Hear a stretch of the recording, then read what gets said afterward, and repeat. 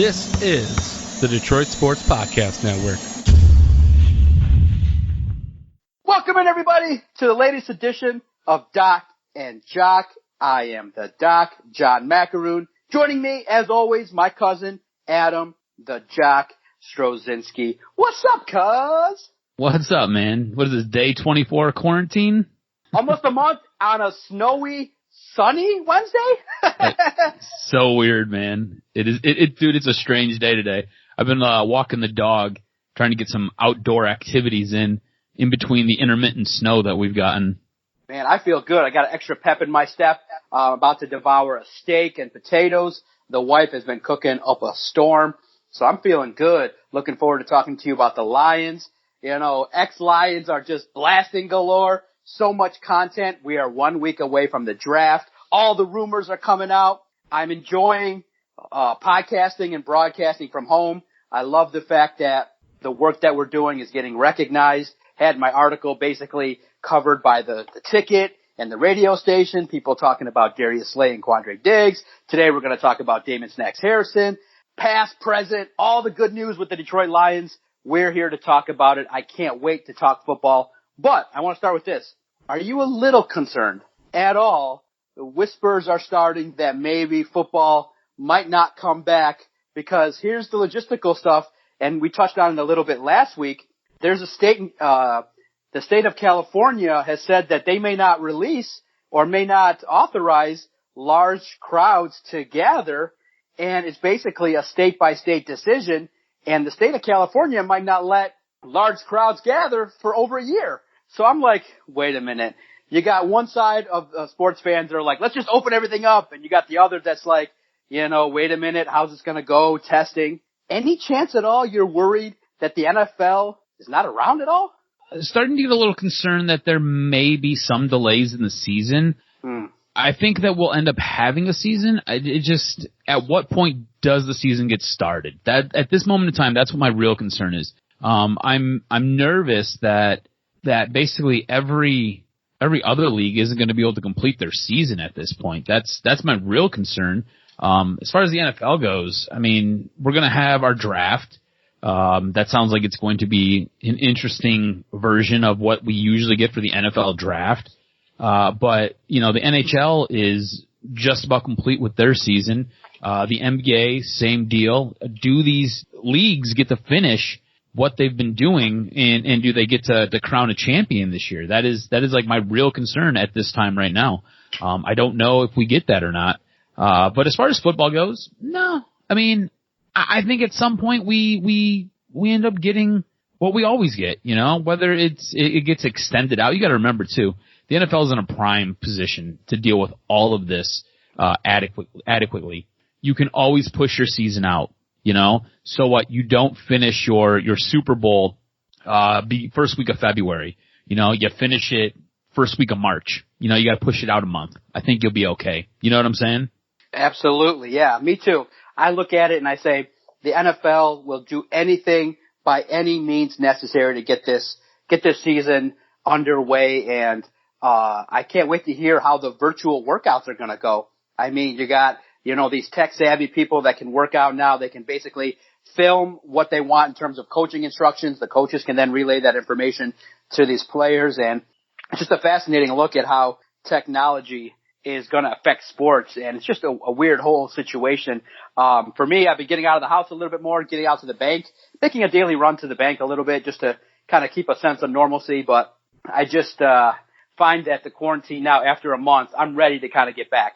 A month was enough for me. That's good. I think every once in a while you say, okay, how long could I stay at home, work, type, and handle everything? 1 month is good. A good month break, I'm ready to go back to the office and kick back the routine, see you, podcast, get everything cranking up. So I'm hoping that, you know, the next 2 weeks are it, and we can start this back up, and hopefully we can reflect back on a time when COVID-19 shook America and brought everything to a halt.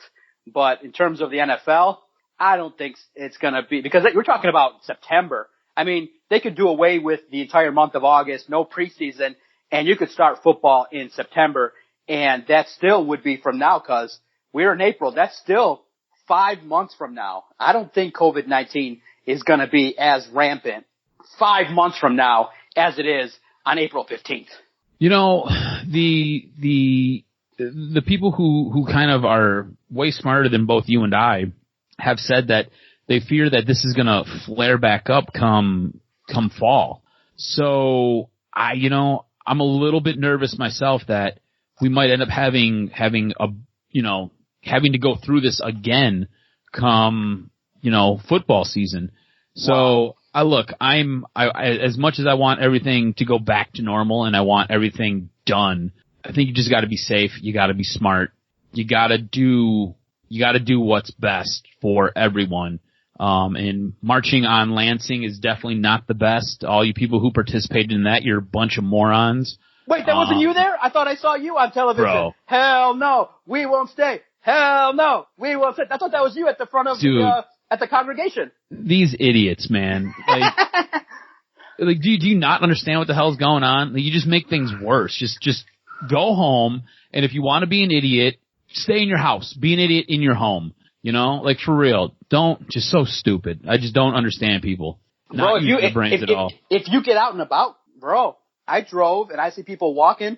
They're not practicing social distancing. People are staying away from strangers, but people that walk together like husband and wife, they're all up on it. I'm seeing social distancing in regards to kind of people staying at home, but close-knit people are still kind of like all up in each other's business. I see subsets of 2 and 3 people, and I see young teenagers out in the, I kind of want to be like, hey, put on a mask. Put on a mask, you charlatan.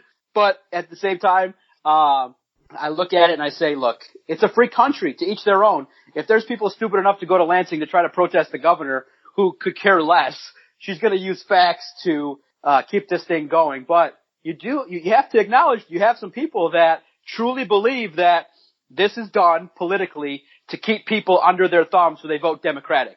That's what people think. They think that. It's just dumb. It's short-sighted.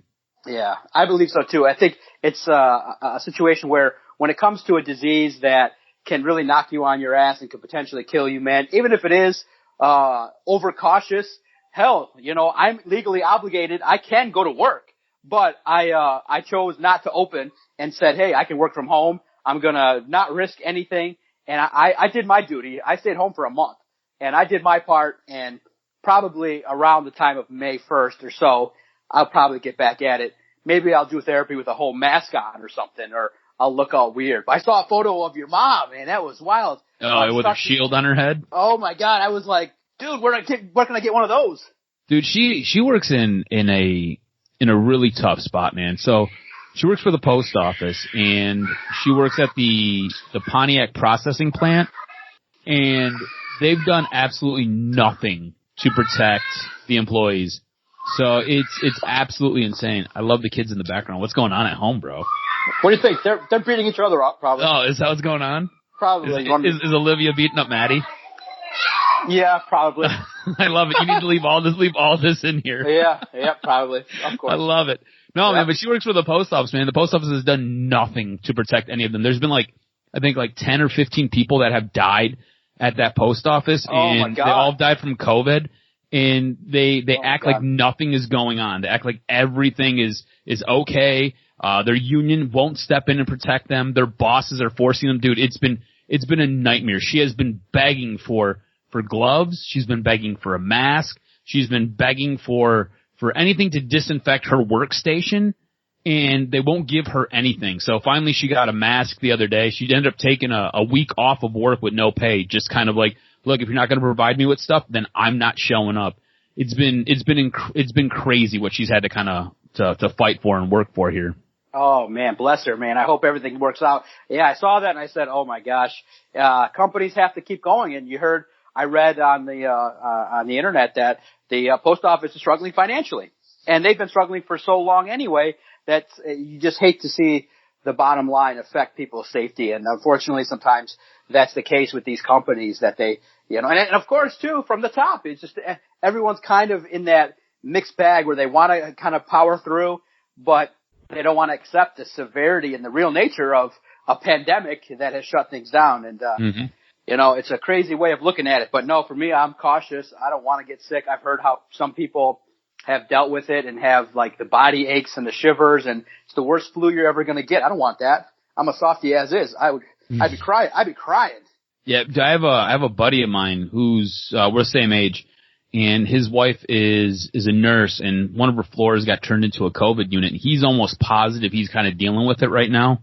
He said he's had like a massive headache for like the last week, body aches, like walking up a flight of stairs. He says he gets short of breath. He says it's like the worst feeling ever right now. Yeah. So it's definitely not good. Don't be an idiot. Stay home. If you have to, like, I don't know, man, I've been going out cause I can't work out anymore, right? I can't work out at the gym, cause I'm laid off. So I've been doing different types of exercise, right? So I've started running again. And even when I go running, you'll have people walking their dogs, or you'll have people just kind of, walking in the middle of the street or whatever. But I myself try to run either around them, like onto the grass, run into the street, or they'll kind of take an opposite side of the sidewalk, and we just try to, briefly practice social distancing. So like, just be smart, man. Don't be dumb. Don't be dumb, Now, I can't wait to get your sense of the former Lions. Now tell me, smart or dumb? It's a Friday or Saturday night, and I'm like, all right, I get the alert on Twitter that Quandre Diggs and Darius Slay, they're going to have a powwow. And they're like, you want to tune in?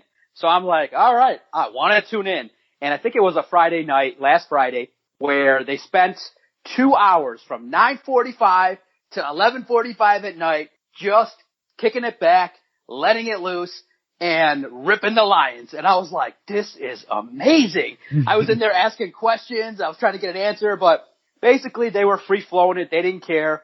And they went in on the Lions, and they brought up old stuff. Now, some people will say that, by and large, it could have been viewed as positive. Look, they said, we love the organization, we love the fans, but we hate Matt Patricia. So you can't look at it as a positive. They hate the boss. They hate the guy that's responsible for all our happiness. He's in charge of the Lions. So you can't say and sugarcoat it and spin it like, oh, well, they made some positive comments about the owner. Yeah, she wrote the checks. So they're pretty happy about that. They hate the head coach. So I sat there and watched it, and I said, you know what? I understand completely where they're coming from. They just disagreed philosophically with the hard-ass approach that Matt Patricia brought, and they were talking also about some, techniques that they didn't agree with, some coaching style moves that they didn't agree with. And now you get a sense, too, because here's the problem, okay? Others in the league, like Richard Sherman, and probably a whole handful of others.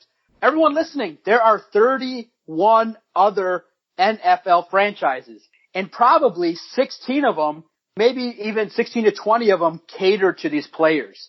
And so when you have organizations like the Patriots and the Lions and now the Dolphins acting this way, you got potentially 3 to 5 teams that are taking this hard line, hard ass approach.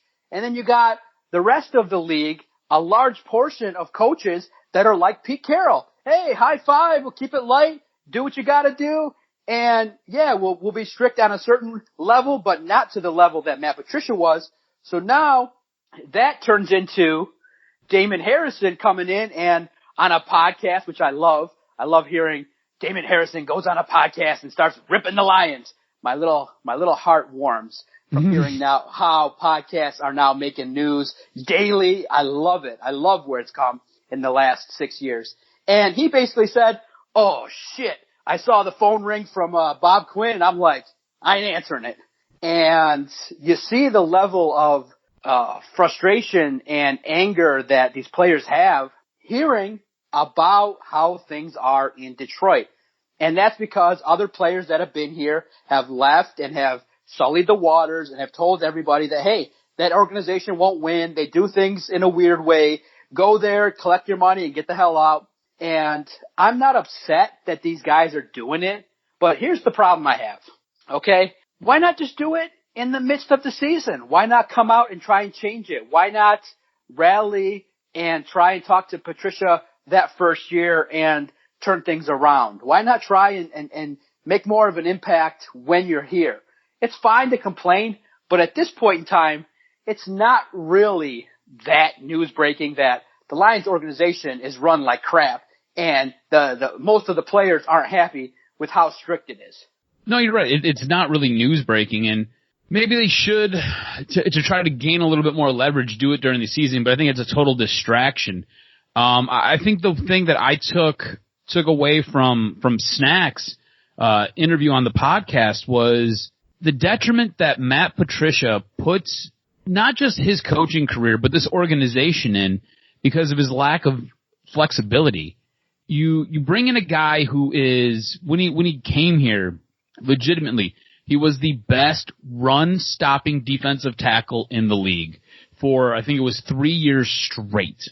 And he plays essentially a zero technique, or he plays a one technique, or he shades the one or the zero.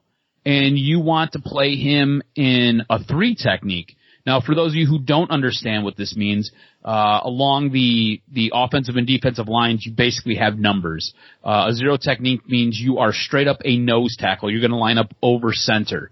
If you are a one technique, you generally go in the gap between the guard and the center.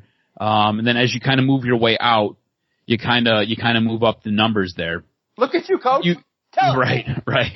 So, you've got Snacks playing, in the three technique. So now he is lining up, basically he's lining up almost across from the tackle, or he's lining up just off the shoulder of the guard, and he's playing off the guard, and it's uncomfortable for him. He's never done it in his career. You have a guy who is naturally good at something. Why not, as this is something we've talked about repeatedly on this podcast with this coaching staff. You've got somebody who is good at something. Right. Why are you going to try to fit them into something else and not accentuate what they're good at? Like, let me adjust your scheme. Yeah, let me make an argument though. Some have said though, when he first got here, he played the three technique that was instructed to him, and he performed. And when he was here, that first year was a solid contributor. It was. So, he was. He catapulted that defense from being in the bottom of the league all the way up to top 10. So you're absolutely right. So the argument that can be made is that, yes, I think Matt Patricia, and he got slightly better at maybe adapting the way in which he talked to these players. But you're absolutely right. I think that what happened with Damon Snacks Harrison was that he decided that, hey, this fundamental technique that they want me to do is not going to change too much. This is what they want. I want out, which is fine. It's a fundamental disagreement. But here's the problem I have, which is if you're Bob Quinn, don't you kind of watch film and understand that this guy's played this technique the whole time?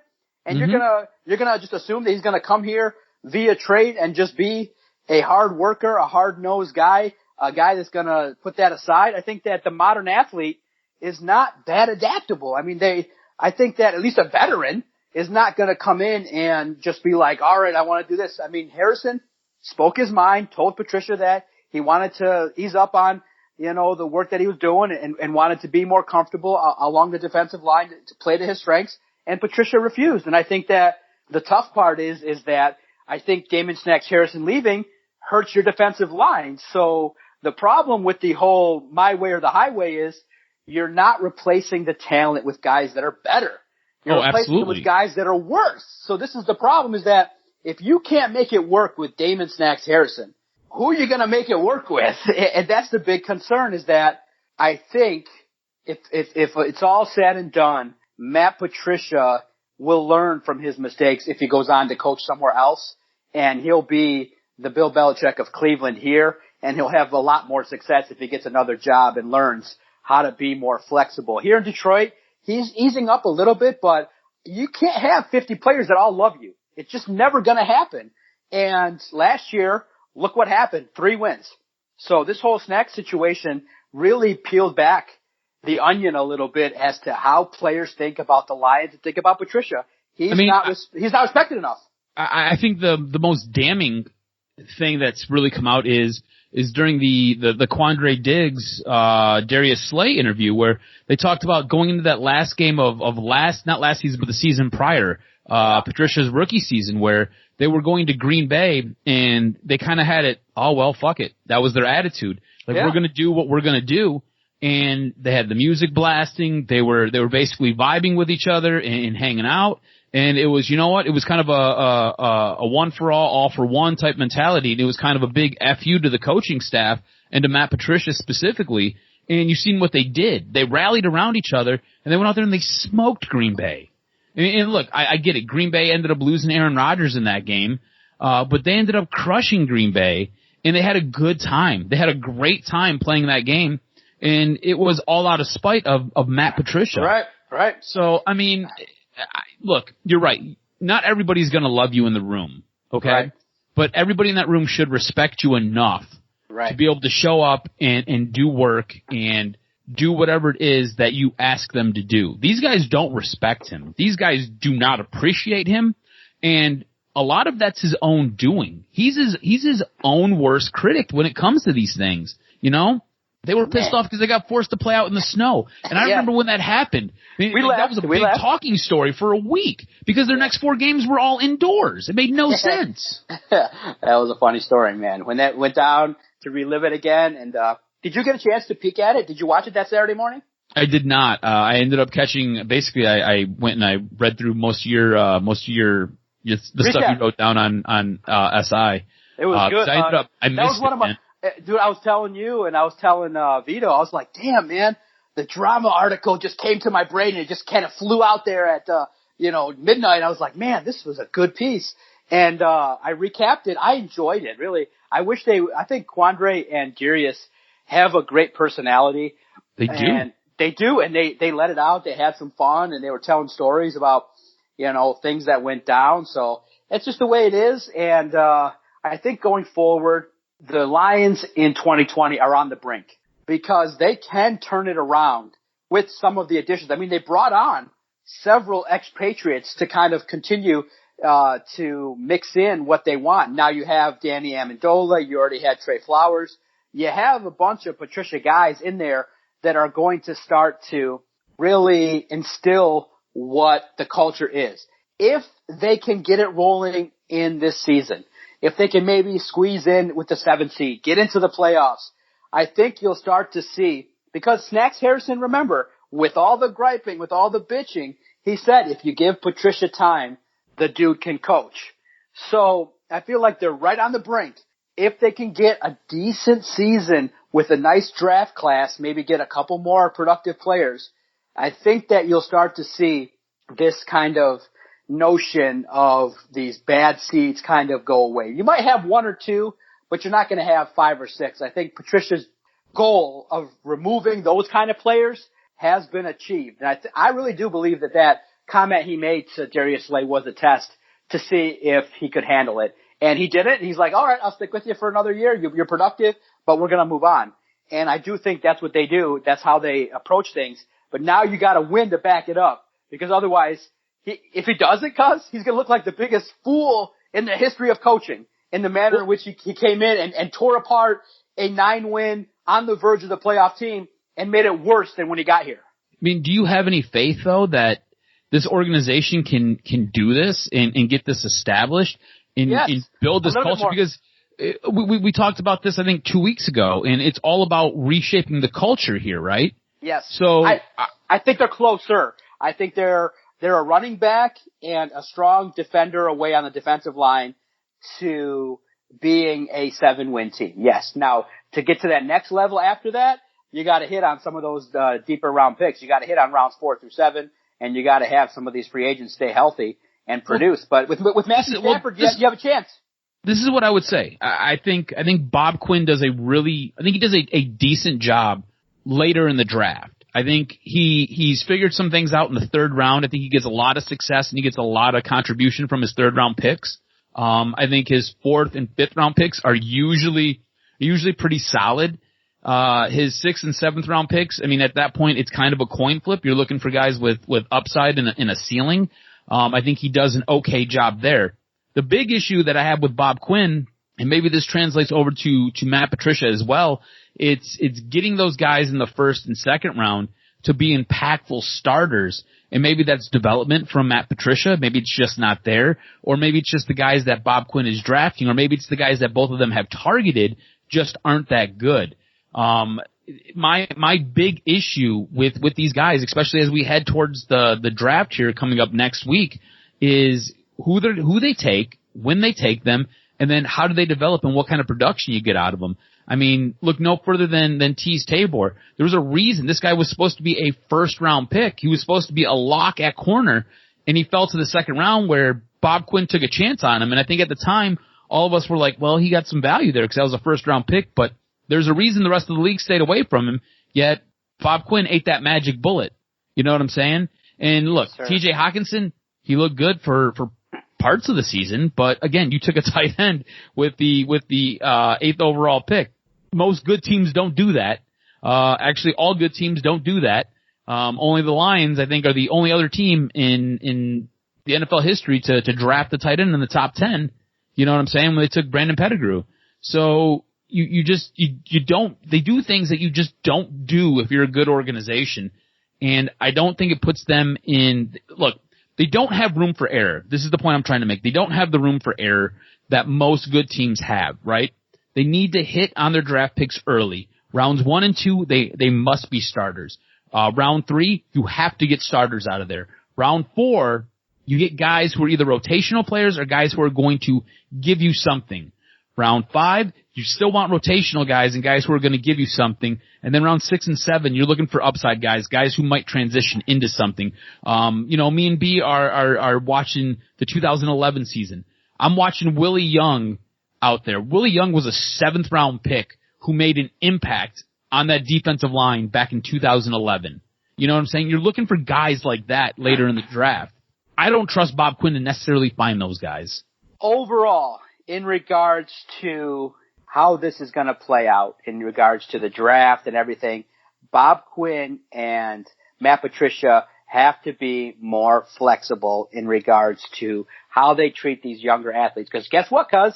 Darius Slay has already talked to Jeff Okudah. He's already shot him some texts. They've already chatted on Instagram Live.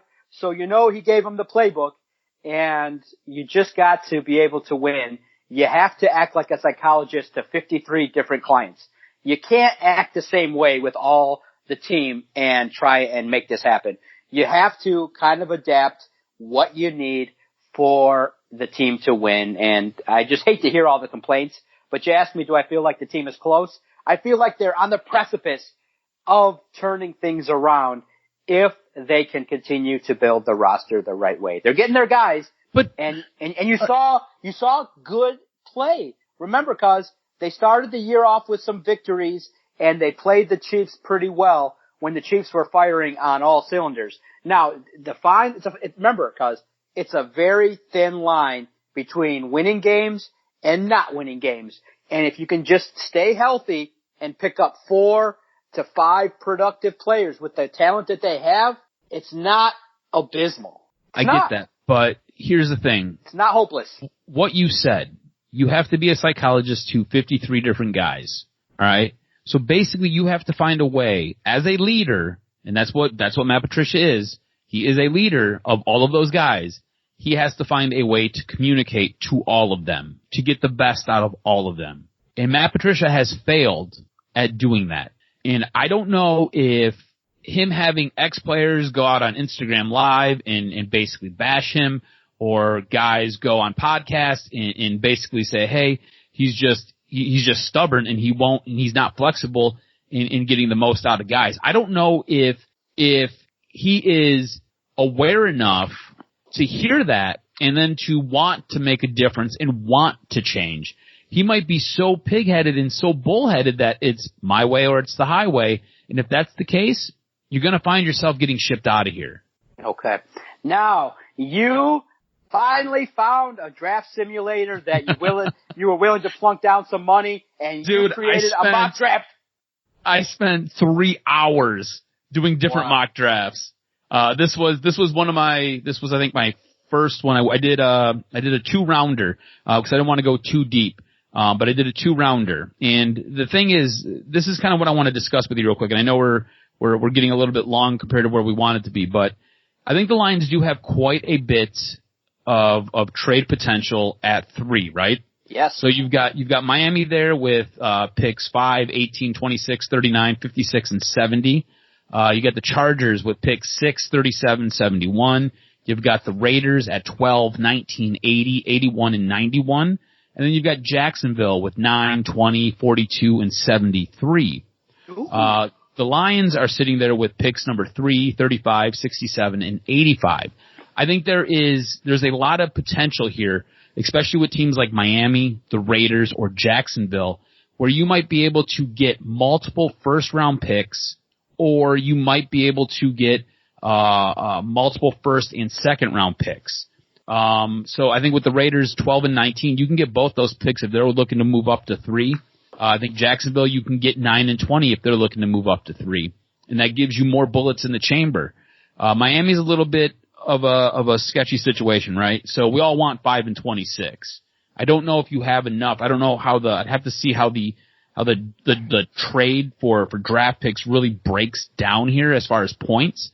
But what I do know, especially from using the simulator I used and our buddies over at the Draft Network, yes. Put in a trade simulator, and I traded with Miami. And what I traded for, I traded Detroit's number 3 overall pick and Detroit's 67th pick, which is their first pick in the 3rd round, for Miami's 5th pick, Miami's 39th pick, and Miami's 56th pick. So I got a first round pick, and then I've got 2 more picks in the 2nd round, and then I have, instead of having 2 picks in the 3rd round, I have 1 pick in the 3rd round. Mind you, I only did a 2-round mock draft here, but this is kind of how this draft unfolds. So Joe Burrow, Chase Young, they go 1 and 2. Miami moves up to 3, takes Tua. Tristan Wirf goes at 4, leaving Detroit at 5. So you take Okudah, right? Talk about this. You take Okudah. I don't know if that's the right pick or not, but he's the best player on the board at 5. You always take best player on the board. You take talent. They need a corner. It all makes sense. So why the hell not? All right. So as we kind of move through this draft, some names of note that end up going, guys that me and you are both high on.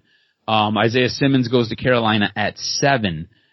Derek Brown goes to the Jaguars at 9. But a guy who, the more and more mock drafts I do, offensive tackle, Jedrick Wills goes at 10 to Cleveland Brown.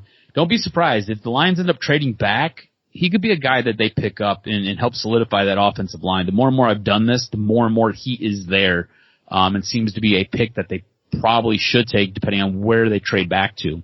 Javion Kinlaw goes at 13 to the 49ers, making that defensive front even that much more lethal.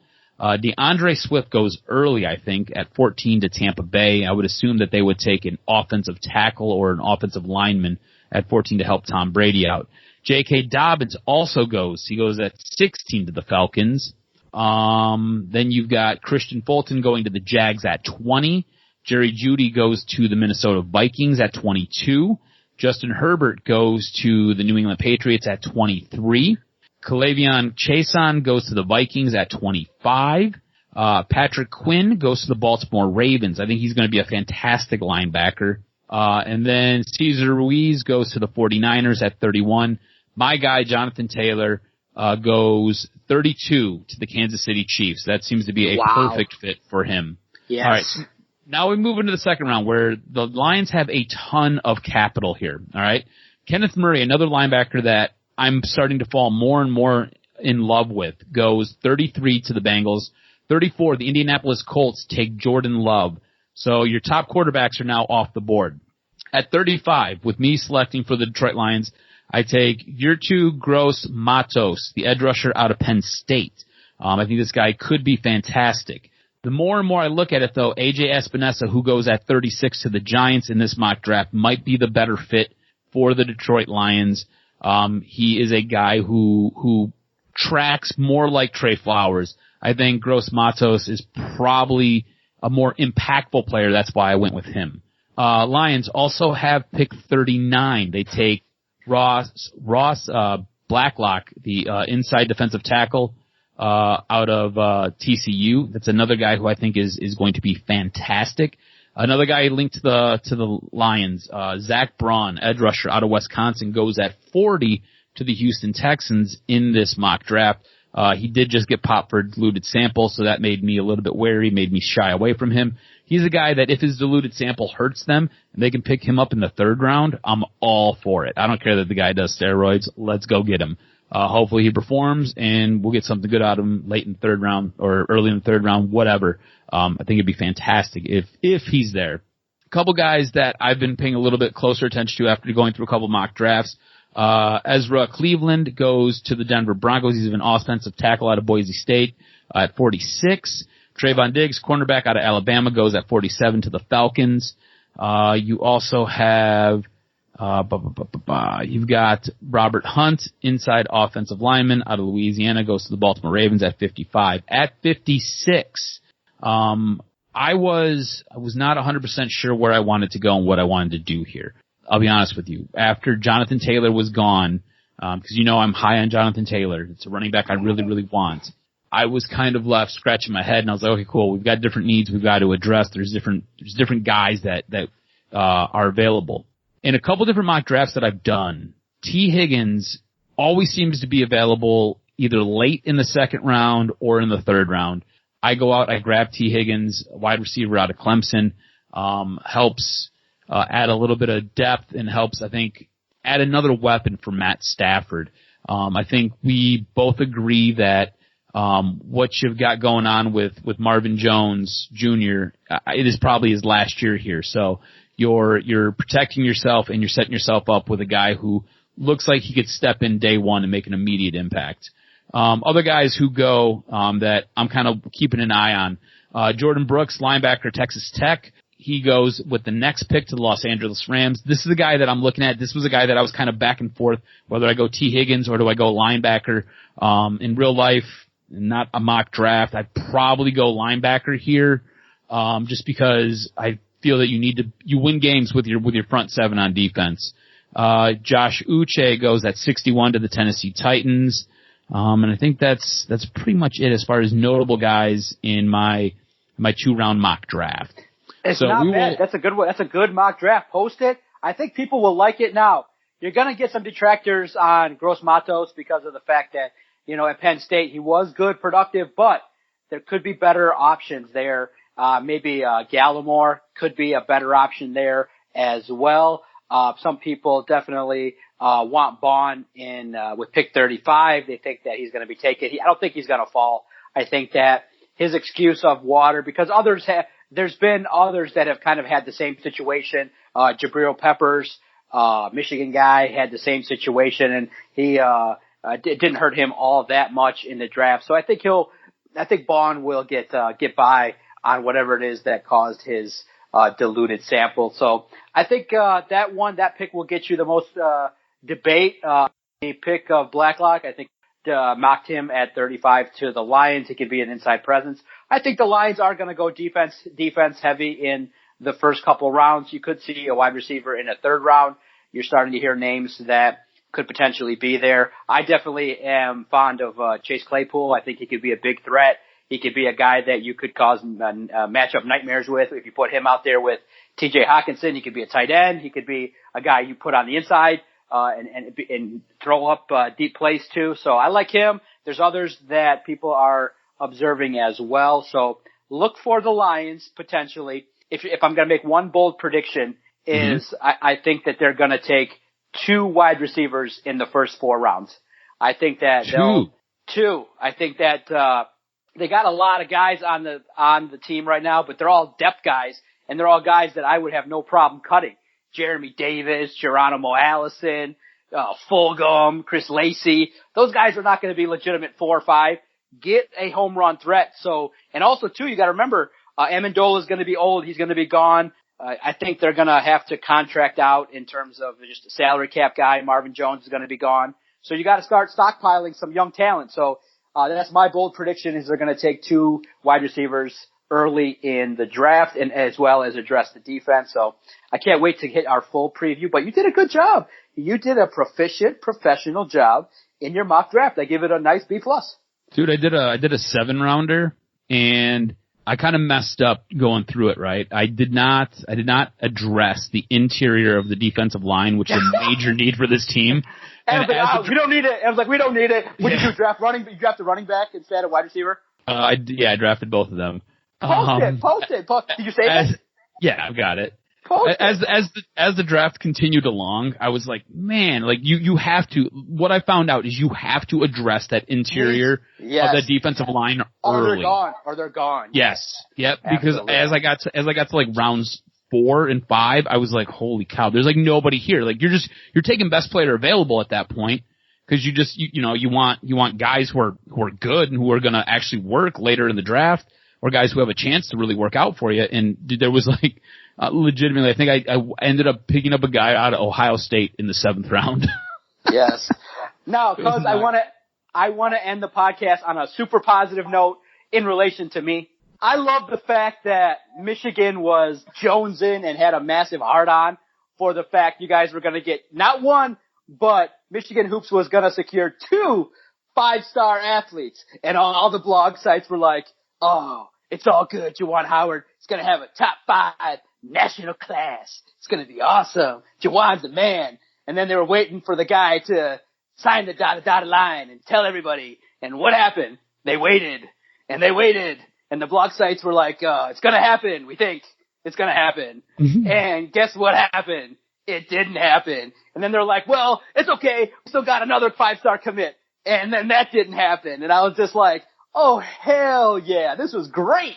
And I was like, oh my God, seeing the reaction. Michigan fans went apeshit and they lost their mind online. They're like, oh, not us. We were counting on this. What was us? So Juwan Howard learned a lesson that now he realizes that a commitment is just that, a verbal commitment. It ain't worth shit until their name is on the dotted line, because probably someone slipped some of these guys some nice cash and they're going out to Arizona. I recommend, if you haven't checked out HBO, get the 30 days free, watch The Scheme. 2 hours of amazing insight into the way in which college basketball coaches will go up to the podium and bold-faced lie about being willing to pay these athletes. They got 2 coaches that are just like straight up paying athletes, and they go up to the media and they're like, I have no understanding of what's going on. I would never do that. Meanwhile, they juxtaposed that with audio tape of them talking about paying athletes. It was amazing. It was so good. And the guy was from Michigan that was doing it. The handler was from Michigan. You know, it's a great sports documentary. It's called The Scheme. Michigan fans, sorry. Hey, you got a top 15 class, best in the Big Ten on paper, but at the end of the day, I always love seeing Michigan fan meltdown on Twitter. You guys are a little wound up tight, man. Where do you get that from? What's the platform that you can watch that on? HBO. It's on HBO. So okay. I think they're giving away 30 days free, or if you have multiple credit cards and you've already done it one, do another one, sign up for 7 days free and, cancel it and you can watch it. The Scheme. So good, bro. It's a great documentary. Real great. I recommend just do it now. Watch it. It's so good. I'll have to check it out. Yes. I've not seen it, so I don't know. It's good. It's good. But it's good. I mean, look, I know that when everything was going on and, we had, guy writes for Yahoo, Dan Wetzel. Yes, Dan Wetzel. When Dan Wetzel was covering everything taking place with Louisville, yes, Rick Pitino, and everything going on with Arizona, all in there. It was gripping, is what it was. Yes, all in there. Follow Adam on Twitter at AdamRSTROZ. Follow the network at Detroit Podcast. You like what we're doing? You don't like what we're doing? Give us a message. We love engaging with you guys. Check out a couple other podcasts, the Practice Squad on Thursdays, the Throwback, reliving the 2011 season. It's a good listen on Sundays around noon or 1 o'clock. Good stuff, sir. You too, brother. Be good. Be safe. Don't let Corona get you.